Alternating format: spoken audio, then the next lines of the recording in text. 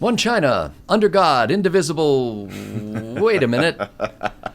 I'm Scott Ott with Bill Whittle and Stephen Green, and this episode of Right Angle is brought to you by the members at BillWhittle.com. Gentleman, Xi Jinping, the Chinese leader, has announced in an early 2019 speech that he will work in a very liberal, open-minded way toward the reunification of the Chinese mainland with Taiwan, which broke away in 1949 and has insisted on being broken away since then.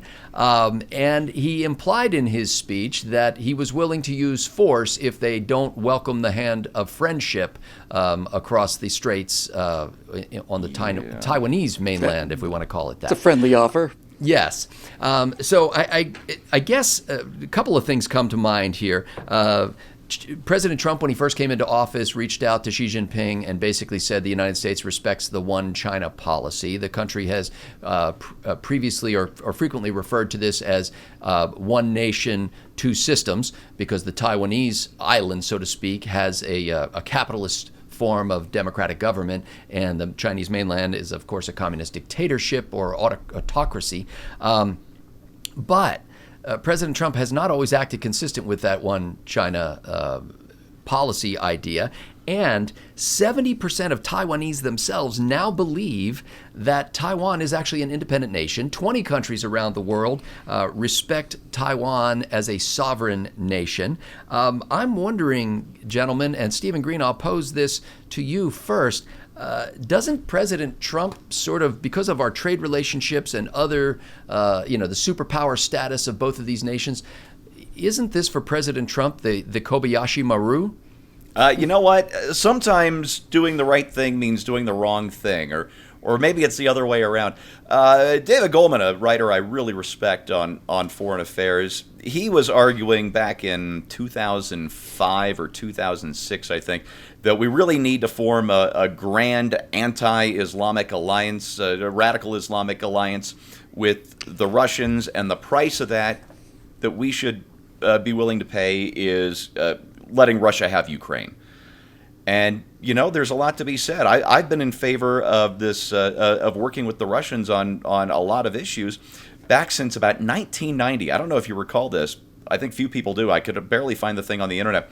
But somebody at Newsweek, back when that was a much more reputable magazine, in between the short period of the Iraq War, the first Iraq War, and the dissolution of the Soviet Union, he proposed a Pax Americana Sovieticus, where Washington and Moscow would work hand in hand to maintain the peace around the world. And the first step of that was, believe it or not, the Iraq War, when the Soviets broke all kinds of precedent by voting in favor of the United States resolution to authorize the use of force against Saddam Hussein to eject him out of Kuwait. It was a seminal moment. It was just a very temporary moment. So this idea, I find it very appealing of Americans and Russians working together in this way. But at the cost of a sovereign nation whose independence we helped to guarantee in the mid-1990s? No. Americans don't do that. That's not who we are. It might be the smart thing to sacrifice Ukraine to get along with the Russians, but sometimes you got to do the dumb thing because it's the right thing, and it's the same thing to me with Taiwan. Maybe it makes more sense because of our huge trade relations to maybe not support the absorption of Taiwan back into China, certainly not by forcible means, but to sort of side with Beijing over Taipei on all these issues. But no, that's not who we are. We're going to do the dumb thing, damn it, and that means continuing to guarantee Taiwan's independence, which they have had de facto since 1949. And if we had my way, I'd make it de jure as well.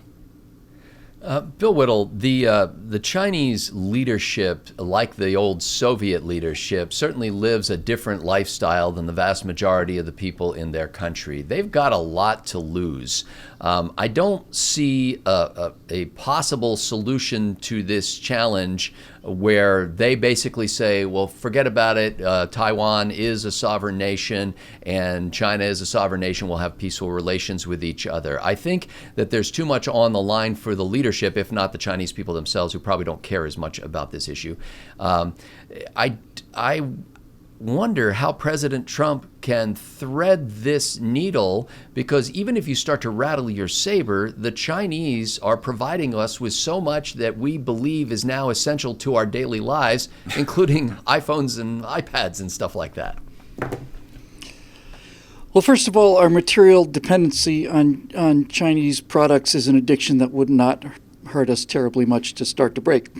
There's a lot to be said here. The quickest way to make sure that there is no war over Taiwan is to make it crystal clear to the Chinese mainland communist Chinese government that we will go to war over Taiwan. That's the quickest way to make sure that nothing happens. Having watched a number of wars, most noticeably the big one, come as a result of selling out a people who had depended on larger powers for their protection.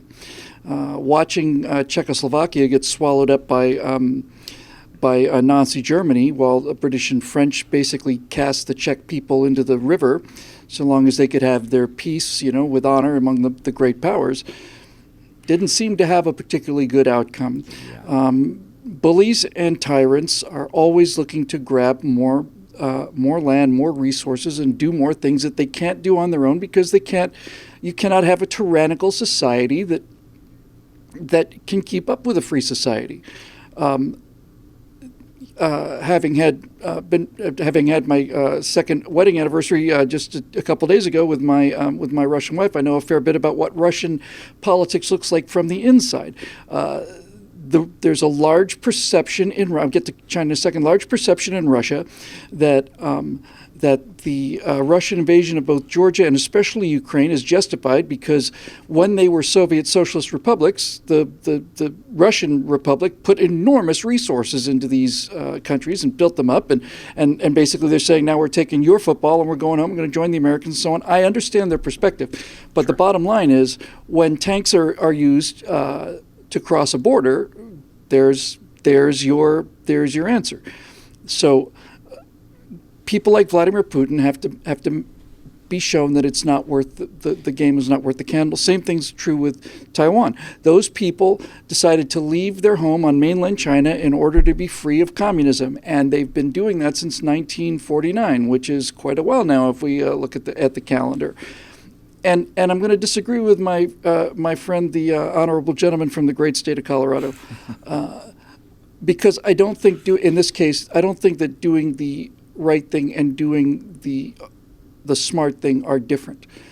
The smart thing to do is the right thing to do in this case, and that is to make it clear, because God knows we've had enough reversals on this, is to make it clear that the United States has an obligation to its allies, and we will go to war over those obligations. And if we make that crystal clear, then the war will not develop. That's what history shows us again and again and again. So when you ask what Donald Trump could do, he should do, in my opinion, something almost identical in some way to what he did with Israel. Donald Trump brought the prospect of a permanent peace to the Middle East enormously closer by saying that the United States was going to move its embassy to Jerusalem, because by saying that, he's basically said to the Palestinian people, time is not on your side anymore. The more Israelis you kill is not going to help you. We are backing Israel. Israel is not going away. It's not going to go away. It's going to be here forever. Now you're going to have to decide to live with it. And as long as there was that kind of wavering about it on the part of, like, the Obama administration, for example, then this conflict will go on forever. If we make it crystal clear to the mainland Chinese that Taiwan is a free people, a sovereign people, they're an ally of ours, and while we are not looking for a fight with China, and we're certainly not going to invade China in order to protect Taiwan, if China decides to attack Taiwan, they're going to have to deal with the United States. And they're going to have to deal with the United States Air Force. They're going to have to deal with the United States Navy. It's not going to be the Taiwan thing interests me from a military perspective. I'm not childish enough to say anything good about war. There is nothing good about war. Millions of people, thousands certainly of innocent people are horribly killed and lives are ruined forever downstream and so on. But if you want to look at the Taiwan situation just from a purely military example, it's hard to imagine a situation that is actually better for the United States. in terms of what we're good at. We're not fighting in our home waters. We're not fighting over our territory. We are talking about denying mainland China the ability to cross the Straits of Taiwan. China has been making enormous gains in their military, and they have been showing an attitude of a country that looks like it's beginning to think you can get away with murder. Yep. This is a dangerous, dangerous attitude to have. And what the Chinese do not have is anything like the sea lift or airlift capacity to get significant troops over to Taiwan if the United States decides that they don't want them to go. If we decide that we are not going to let China invade Taiwan, that's not the same as launching war on China. That's simply saying, if you launch a military attack against our ally, we will defend our ally. Then there's no way the Chinese are going to get their troops across the Straits of what used to be the Straits of Formosa. It's just not going to happen. The U.S. Navy is going to blow everything they have out of the water. And if somebody would simply come out and say, this is what will happen, we don't want this to happen. The world seems to be ticking along just fine without you invading Taiwan. China's made incredible gains in wealth and power and so on, and we are not determined to destroy China's ability to grow. We're not here to knock China off of the economic. We're simply saying, if you decide to use military force against these people who are our allies, we will go to war with you to the degree that we will simply stop your invasion. We're not coming after Beijing. We're not coming after Shanghai. We will stop the invasion, and we will stop it. And there's no question that we could stop it.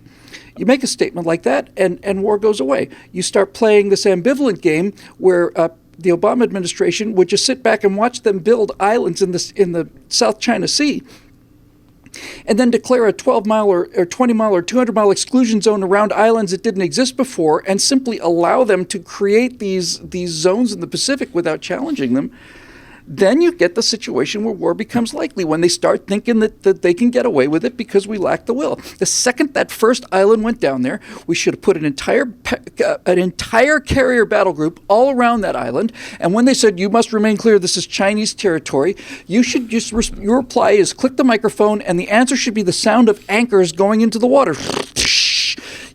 Okay, come and get it. This kind of thing sounds belligerent. I know it makes me sound like a warmongering lunatic, but it is in fact the exact sound that a peacemongering, a realist makes when anybody who reads history has the guts to examine what it actually takes to start a war and what it takes to prevent one. Well, at the very least, this seems like an extraordinary bit of bad timing on the part of Xi Jinping. I mean, this kind of statement was something you make in 2010, 2014, 2015, but any time after 2016, it seems like a really bad idea to start pushing the buttons of the people on Taiwan and on that relationship between the United States and Taiwan. A number of years ago, I read a book, I believe it was called The E-Myth, where it talked about how most organizations are behind the scenes much more chaotic than we see in the front, from the public relations aspect of thing where everything seems to be running smoothly.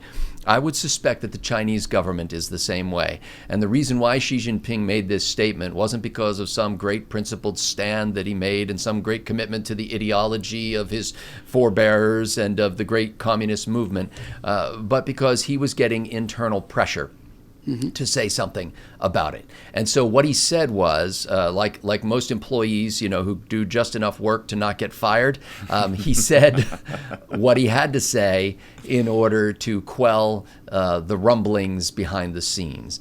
And my guess would be, just because of the intricacies of the relationships on a commercial basis and because of the military threats that Bill and Steve both alluded to, that he won't take it any further than that. And little by little, the 70% of Taiwanese who now believe they're a sovereign nation will become 75 and then 80 and then 95. And de facto, it will be a sovereign nation, no matter what China says about it. I have a hard time imagining this resulting in a shooting war. And I think that Xi Jinping already gets the message that Bill Whittle just gave. I don't even think anybody in the Trump administration has to say it. I think he understands that intuitively, and I think he will not mess around with a decision maker like a young Captain Kirk who looks at that Kobayashi Maru and says, "Screw the rules. We'll solve the problem." For Bill Whittle and Stephen Green, I'm Scott Ott. Thanks to the members at BillWhittle.com for making Right Angle possible.